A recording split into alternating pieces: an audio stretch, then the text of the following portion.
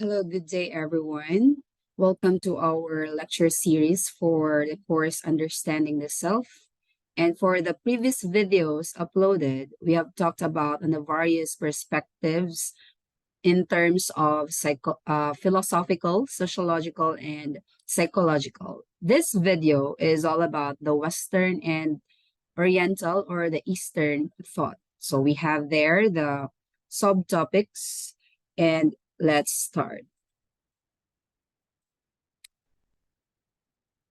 So if someone asked you to finish the sentence, I am, what sorts of things would you include in your responses? Would you focus on your personality, or maybe on your job title, or maybe on your relationship with others?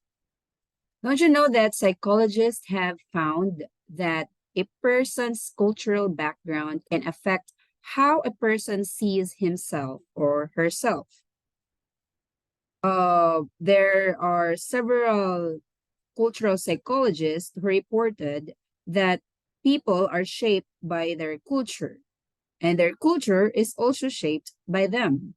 In fact, one of the major proponents from the cultural psychology, Richard Schroeder, said that cultural traditions and social practices regulate, express, and transform the human psyche, resulting less in psychic unity for humankind and that in ethnic divergences in mind, self, and emotion.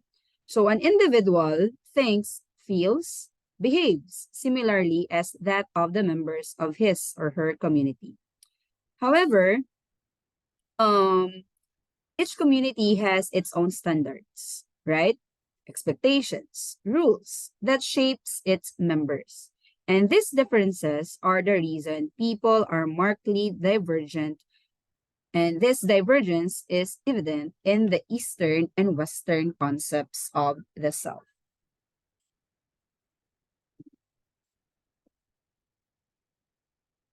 So let's have the Western concept of the self. Ancient philosophers or Greek philosophers see the humans as the bearers of irreplaceable values. During the medieval times, mga philosopher and Saint Thomas Aquinas believed that the body constitutes individuality and that the individual was the focus of Renaissance thought, with the uh, with the famous um, claim or quote by Rene Descartes, which we learned from the previous topics. I think, therefore I am. This is the epitome of the Western idea of the self. The Western tradition is generally acknowledged to be imbued with a style of thinking based on dichotomy and binary opposition. So there are essential distinction between the notion of the thinking subject, which is an observer, that stands in natural opposition to observable reality. And we have the psychiatrist and Professor Frank Johnson, who outlined the four categories on how the term self is used in contemporary Western discussion. These are analytical, monotheistic, individualistic, and materialistic or rationalistic. So by analytic, Johnson meant the tendency to see reality as an aggregate parts. According to him, the self is an observer, separate and distinct from the external objects. So the me versus others. Analytical. Second one is the monotheistic, the tendency toward unitary explanations of phenomena and a closed system view of self as modeled after a unitary omnipotent power. That man was created by God in his image. Another is the individualistic, where, on the other hand, it is a quality of Western thinking that self-expression and self-actualization are important ways of establishing who one is as well as in finding satisfaction in the world. And finally, the materialistic or the rationalistic, which tends to discredit explanations that do not use analytic deductive modes of thinking. These are the, according to Frank Johnson. So let's have the Eastern concept of self. The earliest religious writings in the East are the Vedas, which formed the Hindu philosophy and Dharma, or what we call the principle of cosmic order. The chants na, yung mga chants, yung mga hymns in the Vedas illustrate the Eastern mindset of a non-dual universe, but rather a creation that is completely unified with a creator, with no distinction. And according to these sacred Hindu texts, the true nature of humans is described in Brahman. And by the way, this is Hinduism. Late nag-reflect yung yung text. So, yun. Brahman, which is the divine universal consciousness encompassing the universe. Brahman is the self that is all within us. Thus, one of the main points of Hinduism is change your perception of the world to perceive the Brahman in oneself and in others. Okay, that's for Hinduism. Let's have the Buddhism. Buddhism is composed of teaching of Buddha. In Buddhist traditions, the self is not an entity, a substance or essence. Rather, ang self daw ay isang dynamic process. It is interdependent and ever-changing. The Buddha taught a doctrine called anatta, which often defined as no self or no soul. Anatta is a concept that the sense of being a permanent, autonomous self is just an illusion. So it is a teaching na wala daw eternal, no? Walang eternity, sabi niya. And unchanging self-soul, walang ganon, no?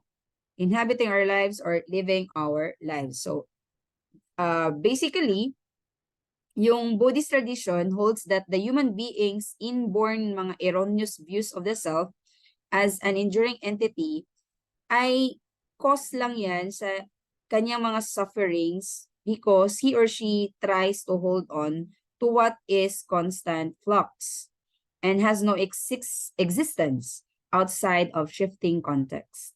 So thus, it is designed to lead to a new or correct experience of the self. Ang Buddhism, it takes great interest in how people experience their self rather than their abstract idea of it because yung Buddhist practices are designed to lead a new or the correct experience of self nga, sabi nga natin. So, it takes arduous training para ma-modify or ma-overcome yung natural state of experiencing the self. 'Di ba? Sa kanila yung reincarnation. So, doon mako-correct, doon yung changing na mangyayari. Compared to Confucianism, sa Confucianism naman, it is the quest for the self in terms of substance, of spirit, of body, or essence does not exist. Ang form that si Confucius, sinulat niya ito about the concept of the self is that of the personality. And the qualities that form a person's character are not that exists inherently. Rather, napo-form ito through upbringing and the environment. So, hindi ito napapasa. Okay? Hindi ito namamana, rather. Pero, ang component mo as a person, na-form yan through your upbringing and your environment. So, according to Confucian philosophy, it presented the idea that every person is born with four beginnings. So, apat, no? Apat yung simula ng pagkatao. So, these are, however, this do not yet comprise the concept of self. Pero kung napaperceive na ito together, it could be explained in the Western terms as pre-self or potential self kung ikumpara natin siya sa Western. Now, ito nga yung four beginnings na sinasabi ni Confucius. So first, the heart of compassion. That leads to Jen. So, Jen means ito yung virtue na goodwill, sympathy towards others, or politeness, and generosity. Yung ikalawa, heart of righteousness that leads to Yi, or the rightness and the respect of duty. At yung pangatlo, heart of propriety that leads to Li, having the right to practice propriety in all that you do. You do yan ha. It is demonstrating your inner attitude in your outer expression. Okay? And lastly, ito yung heart of wisdom that leads to Qi, or the wisdom which is expressed by putting the Zhen, Yi, and Li into practice. So, ito yun. Yung personality daw, according to the Confucian perception, is an achieved state of moral excellence. Take note, moral excellence, rather than a given human condition. Kaya nga, yung sinabi natin kanina na yung si Confucius, naniniwala siya na hindi ito na mamana. Rather, na-form ito based sa upbringing or sa kinalakihan niya. So, however, such achieved personality or self is not to be understood as primarily an individual entity. According sa concept ng Confucianism of the self, deeply embedded within the family and society. And it is only in that context that the self comes to be what it is. Napunta naman tayo sa Taoism. So, yung Taoism, it rejected a hierarchical view of the self, society, and cosmos. Unlike Confucianism, Taoism does not regard the self as an extension or defined by social relationships. Rather, self is but a one of countless manifestations of Tao, an extension of the cosmos or the universe seen as well as the ordered whole. So if we go back, Chuangzu, no, regarded as a mystic, ano ba yun? Regarded siya as a mystique of unmatched brilliance sa China. And he gave an explicit negation of centrality of the self. According to him, the perfect man has no self. The spiritual man has no achievement. And the true sage has no name. The ideal is, thus, there is what we call selflessness. In total, or in totality, yung perception ni Chuangzu of selfhood entails conscious self-transformation, leading to attributes of a balanced life in harmony with both nature and society. So, selflessness, yung pangangatwira naman sa concept ng Taoism. And last is the Arabic. So, the nafs, no, or the word self, it's written in the Holy Quran. The Arabic word for the word self is nafs. And it pertains to the psyche, or the totality of the conscious and the unconscious human mind, or the soul. The Quran does not ascribe any property of goodness or evil to the self or the nafs. Instead, the nafs or the self is something which has to be nurtured and self-regulated so that it can be progressed into becoming good or conversely evil. Though its thoughts are and actions. Through its thoughts and the actions. So yung self, according sa Islamic tradition, is used both in the individualistic and collective sense. To further understand, here is a comparison between the East and the West view of the, the difference between their thoughts about the self. So broadly speaking, Western society strives to find and prove the truth. So this is the West. So everything must be accounted for within this lifetime. So these are the different aspects.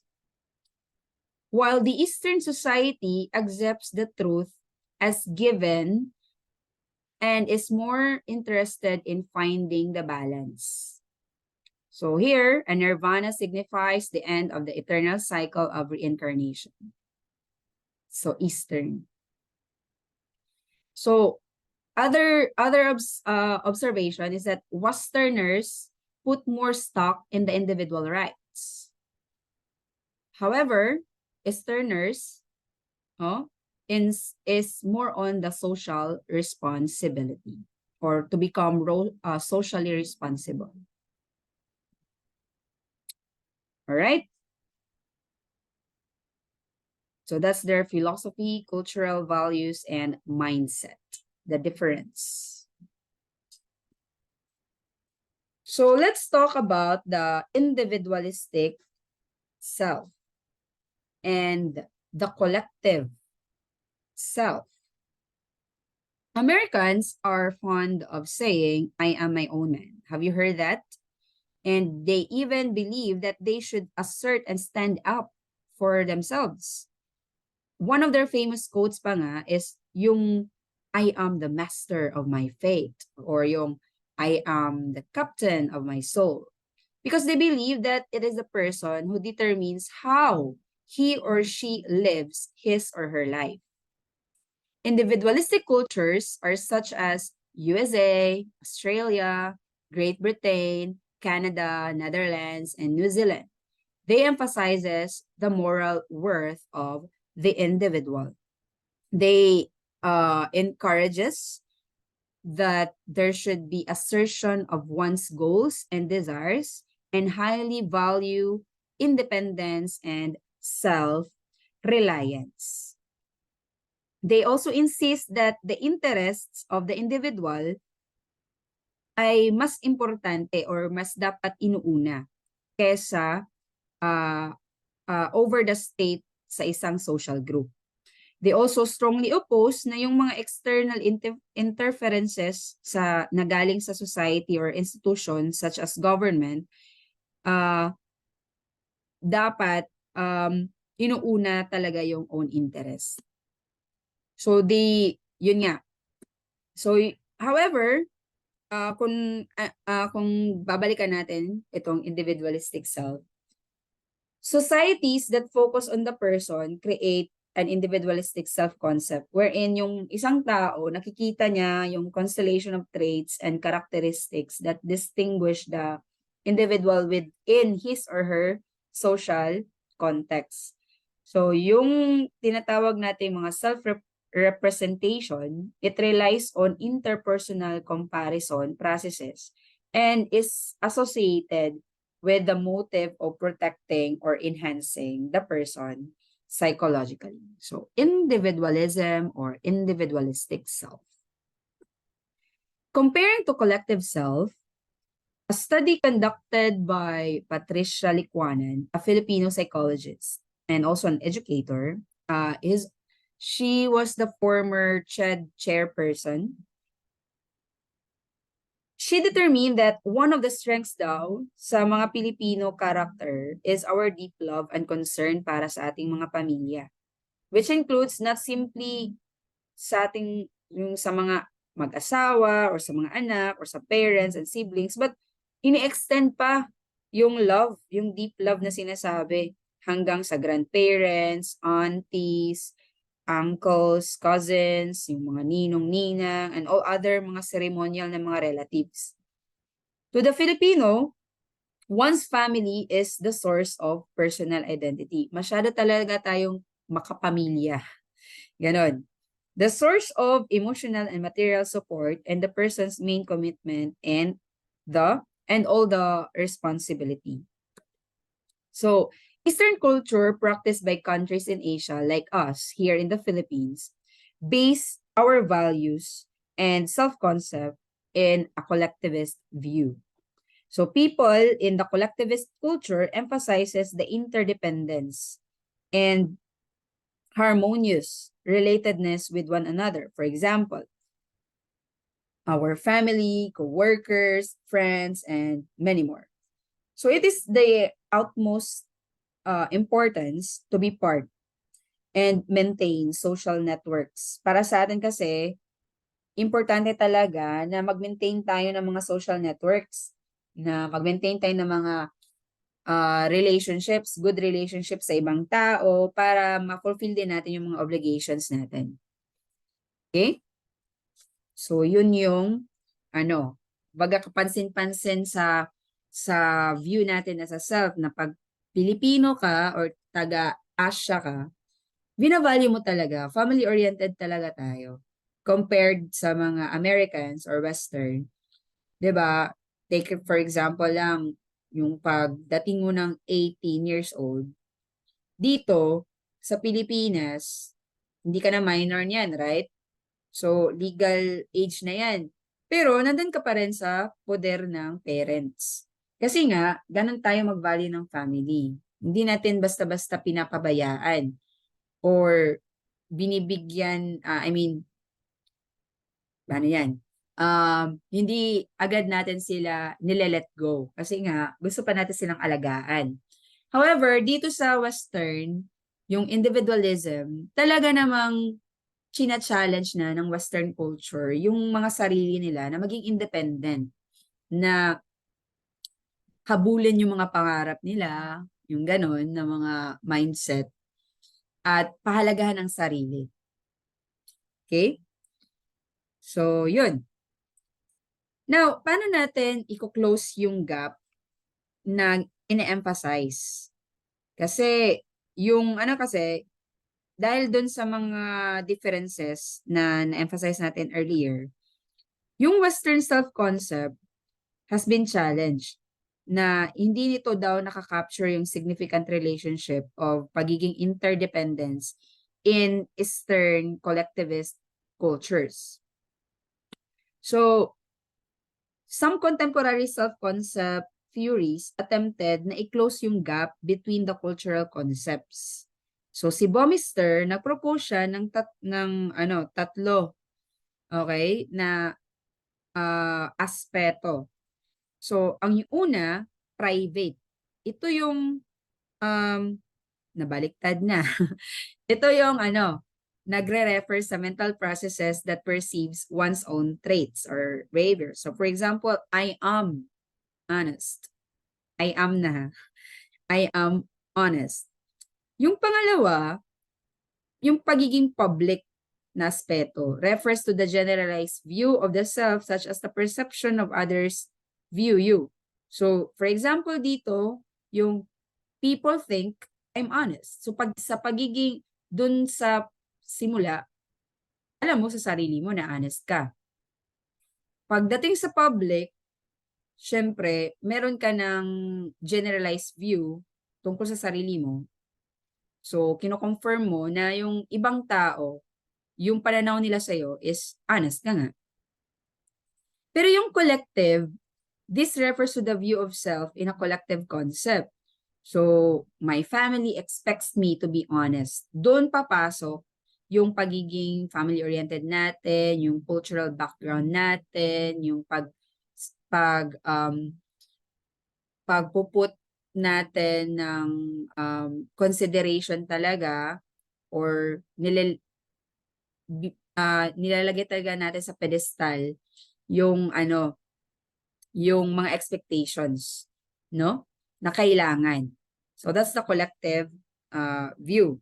So it is assumed sad na that these three aspects exist in every person. Itong tatlong to, nag-exist to sa atin. However, a dominant aspect would probably present itself depending on one's culture. Sa tatlong ito, merong isa na magdo-dominate. At depende yon sa kung anong kultura mo. Okay? So, thus, in an individualistic culture, the person would predominantly show the private self. Tama? So, kung individualistic yung culture mo, sa Western, say for example, or kahit lang hindi Western, kasi meron naman mga Pilipino na individualistic yung yung family nila, yung upbringing nila. So, kung sa ganung bagay, private self, no? At nabibehave siya according sa kanyang personal beliefs, feelings, philosophy, and many more. And in a collectivist culture, the person would present the collective self more and is thus more inclined to behave according dun sa rules, sa norms, and customs.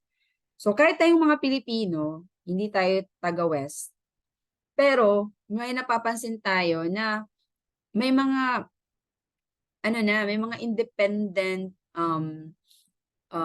individuals na tayo, mga Filipino individuals na yung pamumuhay nila or yung way of life nila, perspective in life is talagang individualistic na. Okay? Tapos, dito tayo mag-end sa self as embedded in relationships and through spiritual development in Confucian thought. So, yung Confucian tradition na simulan na nating discuss earlier, as a way of thinking and lifestyle is still an inspiration to many East Asian societies. Diba? Si Confucius. Characteristic of Confucian selfhood is the participation of others in the dynamic process of self and spiritual development. So, we have here, let's take it back, no, yung concept na li, often rendered as proper conduct or propriety.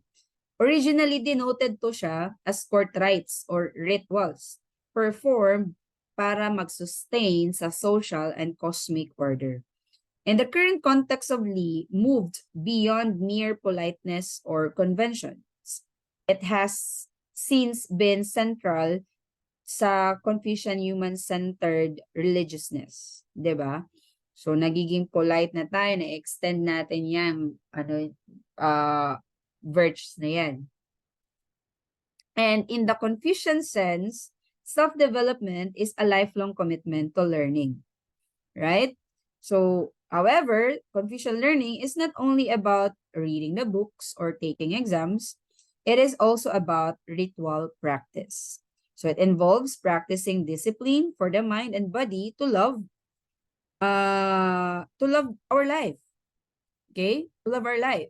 And not as isolated individual, but as an active na participant in the living community. So, perhaps yung single most important concept of the self in Confucian thought is the view that yung self is the center of relationships, which continually opens to others, that maintains its wholeness and identity. Okay? So that ends our topic on Western and Oriental or the Eastern thought. Once again, thank you for listening.